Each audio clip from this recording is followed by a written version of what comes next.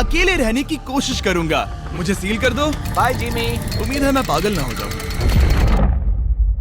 अगले 7 दिनों तक मुझे साउंड प्रूफ व्हाइट रूम में किसी भी ह्यूमन कांटेक्ट या उम्मीद के बिना जिंदा रहना होगा। और क्योंकि ये मानसिक रूप से खतरनाक है, इसीलिए एक डॉक्टर बाहर से ध्यान रखेंगे कि कहीं मैं पागल ना हो जाऊं। मैंने 23 साल पागलों के बीच काम किया है और ये उससे भी ज्यादा भयानक है। ऐसे रूम में 50 घंटे से ज्यादा रहना एक परमानेंट साइकोलॉजिकल डैमेज कर सकता है। और मैं यहाँ रहूंगा पूरे 168 घंटे। और ऐसा भी हो सकता है कि मैं अपना आपा खो दूं और एक ऐसे स्टेट में पहुंच जाऊं जिसे कहते हैं साइकोसिस।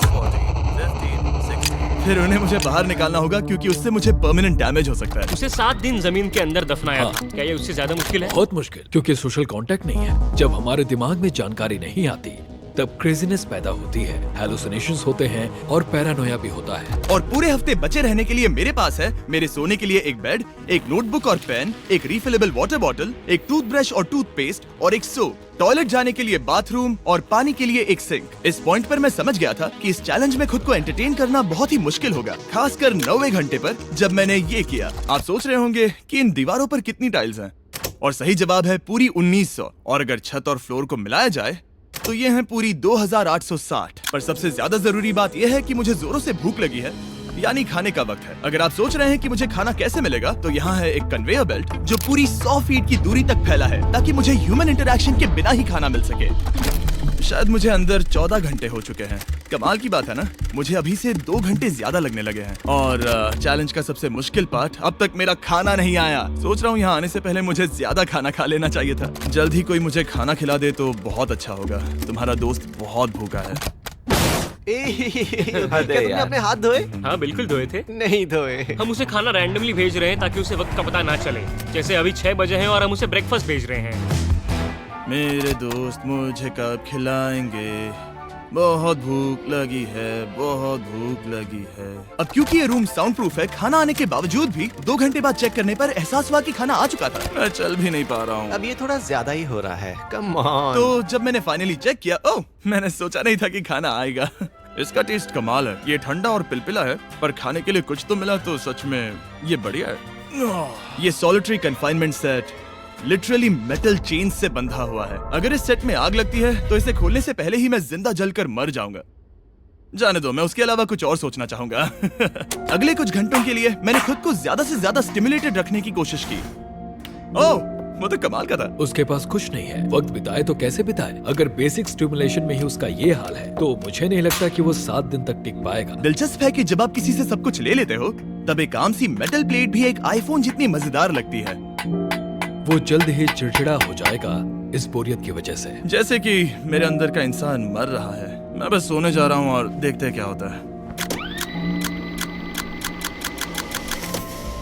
शायद मुझे चैलेंज में 40 घंटे हो चुके हैं। जिमी जितना सोच रहा है उससे 6 घंटे पीछे है। इसका मतलब अभी दूसरे दिन के 4 बज रहे होंगे। मुझे लगा आज ट्रैक पर आ जाएगा। वक्त का अंदाजा खोने से दूसरी प्रॉब्लम्स खड़ी हो गई। मैं चाहे कुछ भी कर लूं, मुझे बस नींद ही नहीं आ रही। ये लाइट्स मेरे दिमाग पर बहुत असर कर रही हैं। शायद अगले 5 दिनों तक ऐसे ही पड़े रहना चाहिए। उसे नींद इसलिए नहीं आ रही क्योंकि उसे इसकी जरूरत नहीं है। वो बस सो कर वक्त बिताना चाहता है, पर उसे कुछ ऐसा करना चाहिए जो कि जागते हुए उसका ध्यान उस चीज पर आकर्षित कर सके। वो दीवार चढ़ रहा है।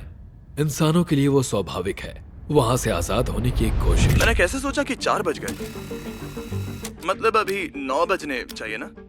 और जब मैंने मेरा पहला खाना पूरा किया तब 4:30 बज चुके थे। गलत मत समझना, खाना बढ़िया लग रहा है, लेकिन ये बहुत ही ठंडा है। इसे खाने से अच्छा है भूखा ही रहूंगा। तो और जब मेरा दूसरा खाना आया तब लगा बस कुछ ही मिनट्स हुए हैं। अब कन्वेयर बेल्ट पर क्या आया है? रुको, अभी कितना वक्त हुआ है? क्या मुझे दोनों खाने हैं या? बेशक ही डे 2 होगा जब मुझे सेकंड ब्रेकफास्ट मिला, पर मैंने पूरा नहीं खाया था। शायद उन्हें बुरा लगा होगा कि मैंने ब्रेकफास्ट नहीं खाया, शायद नहीं। इस वक्त मुझे कोई अंदाजा नहीं था कि वो खाना कन्वेयर बेल्ट पर कब से पड़ा हुआ था। देखा, वो थोड़ा पैरानॉइड हो रहा है। अच्छा। और यही चीज वक्त के साथ साथ बढ़ती जाएगी। ये बस दूसरा दिन है। समझ नहीं आ रहा क्या करूं। देखते हैं मैं कहां तक गिन सकता हूं। 1 2 3 4 ये पागलपन लग रहा है। 565 566 567 पर जब हम ऐसे हालात में होते हैं और करने के लिए कुछ नहीं होता, 999 तब हमें बस उसे अपनाना होता है। 1000। जैसे जैसे ये बढ़ेगा उसके पास करने के लिए कुछ भी नहीं होगा। और मुझे मानना ही होगा, डॉक्टर बिल्कुल सही थे, क्योंकि आगे इस चैलेंज में मेरी हद खत्म हो चुकी थी। क्या तुम्हें लगता है